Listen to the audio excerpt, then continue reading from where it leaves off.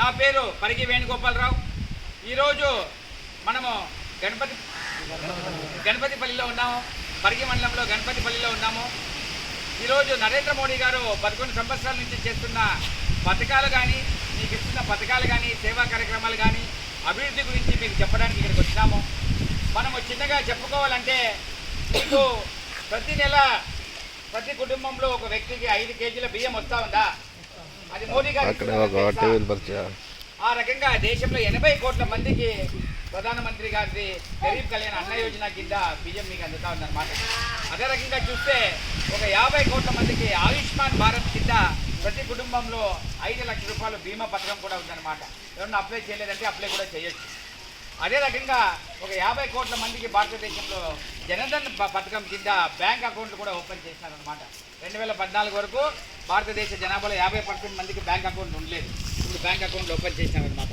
అదే రకంగా చూస్తే 15 కోట్ల మందికి జల్ జీవన్ కింద కుళాయి ద్వారా నీరు అందుతారు. మీ ఊళ్ళో నీళ్ళు వస్తున్నాయి కుళాయిల్ని, అది కూడా ట్యాప్ కనెక్షన్ ఇచ్చినట్టు నరేంద్ర మోడీ గారు అనమాట. అదే రకంగా ఒక 12 కోట్ల గ్యాస్ స్టవ్లు, ఫస్ట్ టైం గ్యాస్ స్టవ్లు ఉచితంగా ఇస్తున్నారన్నమాట.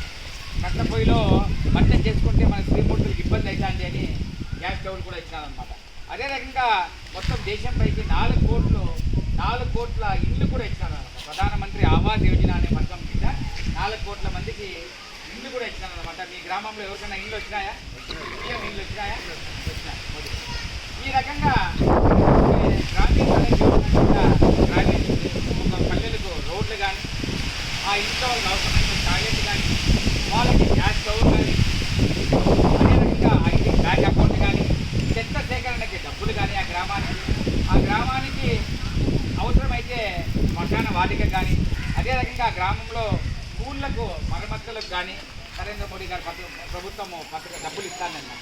గర్భిణీ స్త్రీలకు భోజనాలకు కానీ, ఈ రకంగా గ్రామీణ ప్రాంతాలను అభివృద్ధి చేయడానికి నరేంద్ర మోడీ గారు ఎన్నో పథకాలు కూడా ఉన్నాయండి. ఈ రకంగా మీకు ఎన్ని దీనిలో మేము ఇచ్చినామో మీరు చదవచ్చు. పేదలకు చేసిన సేవని నేను చెప్పాను. అదే రకంగా రైతులకు సంవత్సరానికి 6,000 రూపాయలు వస్తుందని మీరే చెప్పారు. ప్రధానమంత్రి ఫసల్ బీమా యోజన కింద ప్రకృతి వైపరీత్యాలు ఏమైనా జరిగినప్పుడు ఆ బీమా పథకం కింద 1,75,000 కోట్లు కూడా భారతదేశం అంతా ఇచ్చిందన్నమాట. మన ఆంధ్ర రాష్ట్రంలో 6,047 కోట్లు వచ్చినాయన్నమాట. కిసాన్ క్రెడిట్ కార్డు ద్వారా దేశంలో 7 కోట్ల మందికి రైతులకి 10 లక్షల కోట్లు, రాష్ట్రంలో 48.5 లక్షల మందికి గాను రైతులకు 65,455 కోట్ల రుణ సహాయం అందించబడింది. ఈ రకంగా ఎన్నో పథకాలు రైతులకు కూడా జరుగుతాయి. స్త్రీలకు చాలా సౌకర్యాలు కలిగించి నేను ఇంతకుముందు చెప్పినట్టు టాయిలెట్లు కానీ, వాళ్ళకి గ్యాస్ స్టవ్లు కానీ, ఈ బ్యాంక్ అకౌంట్లో కూడా స్త్రీలకే ఎక్కువగా వచ్చినాయి. అదేవిధంగా వాళ్ళకి ప్రసూతి సెలవులు ఏవైతే 12 వారాలు 26 వారాలు పొడిగించినా వాళ్ళకి ఆ అసెంబ్లీలో పార్లమెంట్లో 33% రిజర్వేషన్ చేయడం, తర్వాత నేషనల్ డిఫెన్స్ అకాడమీ నుంచి అంటే ఆర్మీలో చేరడానికి ఫస్ట్ టైం నరేంద్ర మోడీ గారే స్త్రీలకు అవకాశం ఇస్తారన్నమాట. మనం చూసాం ఆపరేషన్ సింధూర్ తెలుసా మీకు? కాశ్మీర్లో మన వాళ్ళని వచ్చి మన హిందువులని మతం అడిగి పాకిస్తాన్ వాళ్ళు టెర్రరిస్టులు చంపేస్తారు. 15 రోజుల్లోనే అక్కడ పాకిస్తాన్కి పోయి ఆపరేషన్ సింధూర్ అని పెట్టి ఏమైతే మన స్త్రీల యొక్క సింధూరాన్ని తీసేస్తానో సింధూర్ అనే పేరు పెట్టి అక్కడ మిలిటెంట్లు 9 స్థావరాలను భస్మం చేసి 90 మంది మిలిటెంట్లు చంపేస్తారు. ఇది కరెక్ట్. ఇది దేశ భద్రత కోసం చేసిన విషయం. ఈ రకంగా దేశ భద్రత కానీ, ఆర్థికంగా కానీ మోడీ గారు చేస్తారు. మధ్య తరగతి వాళ్ళకు ఈ రకంగా ఎన్నో పథకాలు మీకు అన్నీ ఉన్నాయి.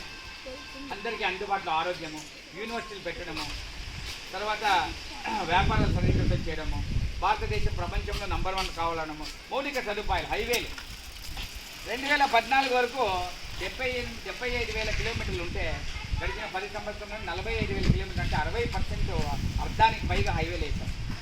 రోజుకు 12 కిలోమీటర్లు రోడ్లు వేస్తా అంటే ఇప్పుడు రోజుకు 30 కిలోమీటర్లు రోడ్లు వేస్తాం. హైవేలు అన్నీ వస్తే ఏమవుతుంది? ఇప్పుడు మనకి కొడుకున్న చెక్పోస్ట్ నుంచి సీదా వరకు హైవే, దానికి సంబంధించి 4 లైన్ అవుతాం. బెంగళూరుది ఉండేది 4 లైన్ 12 లైన్లు అవుతాం. మనకి హైవేలు తొందరగా వస్తే కియా లాంటి ఫ్యాక్టరీలు వస్తాయి. దాని ద్వారా ఏమవుతుంది? పిల్లలకి ఉద్యోగాలు ఇక్కడ బెంగళూరులో హైదరాబాద్లో చేయకుండా కియా అంటే వచ్చేస్తే ఇక్కడ ఊర్లోనే ఉంటుంది. ఈ రకంగా హైవేలను డెవలప్ చేసి మౌలిక సదుపాయాలు అంట, ఇన్ఫ్రాస్ట్రక్చర్ అంట, ఆ రకంగా అంతా వేసి రోడ్లు కానీ, బ్రిడ్జిలు కానీ, హైవేలు కానీ వేసి డెవలప్మెంట్ నరేంద్ర మోడీ గారు చేస్తున్నారు. అదే రకంగా మనం ప్రతి ఒక్క హిందువు, ప్రతి ఒక్క భారతీయుడు కూడా అయోధ్య అయోధ్య రామాలయం కావాలని కలలు కన్నా 500 సంవత్సరాల కళ ఉన్నది నరేంద్ర మోడీ గారి టైంలో అది సఫలీకృతమైంది. అయోధ్యకు పోయి చూస్తే మనకి ఎంతో సంతోషమైంది. అదే రకంగా కాశీలో కూడా ఇంతకుముందు చాలా చాలా గలీజ్గా చాలా దీనిగా ఉన్నది చక్కగా చేసి గంగా హారతి పెట్టేదని చేసి కాశీ ప్రదేశాన్ని కానీ ఉజ్జయిని ప్రదేశాన్ని కానీ మన అమరావతిని కానీ అదే రకంగా శ్రీశైల దేవస్థానం 43 కోట్లతో 54 కోట్ల సింహాచలం దేవస్థానం ఆంధ్రప్రదేశ్లో ఈ రకంగా పాత దేవస్థానాలన్నింటినీ కూడా అభివృద్ధి చేస్తున్నారు. రామాయణంలో అయోధ్య రామాలయం కట్టే టైంలో ఆయన కంకణం వేసుకొని నరేంద్ర మోడీ గారు 45 రోజులు ఉపవాసం చేసి రామాయణానికి లింక్ ఉన్న అన్ని దేవస్థానాలు కూడా మన లేపాక్షి కూడా సందర్శించారు. మన రామేశ్వరం తమిళనాడులో కూడా సందర్శించి ఆయన పూజ చేశారు. అంటే హిందూ మతం మీద కానీ సనాతన ధర్మం మీద ఆయన భక్తి కలిగారు. ఈ కార్యక్రమం మీకు అందరికీ తెలవడానికి వచ్చాము. ఈ అవకాశం ఇచ్చిన మీకు అందరికీ ధన్యవాదాలు.